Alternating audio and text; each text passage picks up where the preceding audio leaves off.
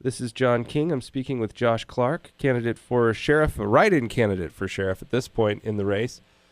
Previously, you were in the Democratic primary campaign, and one of your opponents, T.J. McDermott, you accused T.J. of using some unfair advantages, breaking Montana political practices laws, and apparently you've recently received the results of those complaints. I wanted to hear what the findings were. Yes, just today I was contacted by the Commissioner of Political Practice, and decision had come out that upheld my complaint. It listed 8 sufficiency findings of violations of campaign practice law. 5 were against Southwest McDonald and Lind, and 3 were specifically against T.J. McDermott. What McDermott for sheriff. What were the findings against Mr. McDermott specifically? That he accepted illegal corporate contributions, that he failed to report and disclose in-kind contributions from the corporation, and failed to disclose and report expenses in detail. And all of these are very serious violations of law. The reason we have those laws is to have some transparency so people know where the money's coming from for their political officials. You know, as Montanans, we want to know that the officials are representing us, not the special interests, not the corporations. And that's exactly what my complaint laid out, and that's what's being upheld. And as far as the corporation is concerned, what were the findings against the law firm? Would you like me to go through all of them? If you can, as briefly as you can, but yeah. Okay. Basically, sufficiently finding number 1 was in-kind payments made by corporate funds in support of candidate McDermott. Facts exist to show an in-kind value provided by DMNL to the McDermott campaign was not reported or disclosed, so failing to report that. Also, that they became a political committee that failed to register and report as required by Montana law, because one of the ways they contributed to the McDermott campaign is 9 lawyers donated on one check from the law firm, which in essence becomes a political action committee, and they have their own reporting requirements. And a political action committee, of course, can only give $170, whereas each individual could give $170, but this all came from one account. How much was the total again? I don't know. It doesn't list the total amount. It just says 9 lawyers contributed. But those 9 lawyers there was lawyers listed on his campaign expenditures, and some of them gave 170. So it was in excess of what they could give as a committee if they were to form a committee. Okay. And then sufficiency finding number 4 was exceeded contribution limits in the support of candidate McDermott. And sufficiency finding number 5 was the commissioner determines that facts exist to show that the M&L event, that fundraiser they put on, invitations were not attributed as required by Montana law. And what that means is everything we put out as candidates has to have a paid-for buy on it, so that, again, people know where this money's coming from. That's why when you get campaign flyers in the mail, if you look at it, if it's a legal document, it will have a paid-for buy, so you know what group is funding that advertisement.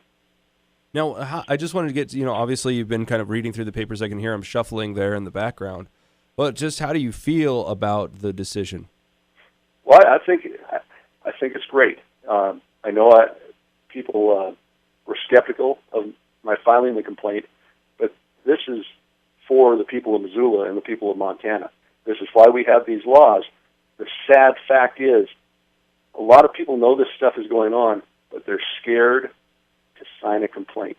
And I did this for all of Missoula and all of Montana, so that we can stand up as a people and say, we're not going to accept political corruption. We're not going to accept corporations buying our local offices. And hopefully this will encourage and give other people the courage to stand up when they see wrongdoing.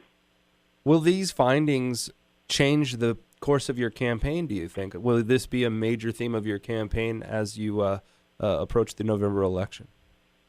Well, I think it's good for the people of Missoula to understand that the candidate that's listed on the ballot, T.J. McDermott, is okay with breaking laws if it benefits him. So, yes, I think that needs to be put out there and the people to learn about it. Because this is the sheriff of Missoula County. You don't want somebody that's comfortable bending rules, breaking rules, and breaking the law as long as it benefits him in that office. You want somebody that will stand up to the bullies in society. They'll stand up to the politicians. They'll stand up to political corruption. And that's why I'm asking people, take a look at us, and then write in Josh Clark from Missoula County Sheriff, and remember to fill in the oval next to the name. So as far as the decision going forward, obviously the Political Practices Commissioner found that there were faults, that things had gone wrong, but is there any reparations required in the decision? The way this works is the Commissioner of Political Practices will send this to the Lewis and Clark County Attorney, because Lewis and Clark County is where these violations technically occurred. That's where the paperwork is filed.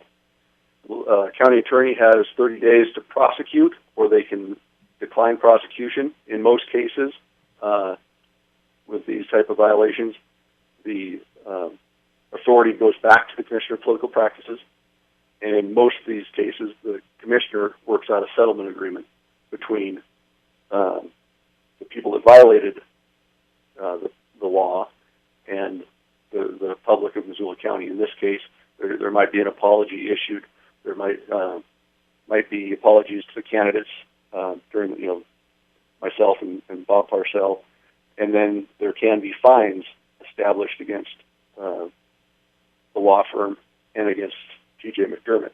The interesting finding is, just to kind of turn a light on how serious this is and why you don't want corporations buying local offices, the commissioner actually states in the Dotsopoulos side of this, and a similar statement in the McDermott side, that in a settlement he would want to see establishment of a revolving door type period of time where Dotsopoulos, McDonald, and Lynn lawyers will not interact with the sheriff's office should candidate McDermott be elected sheriff.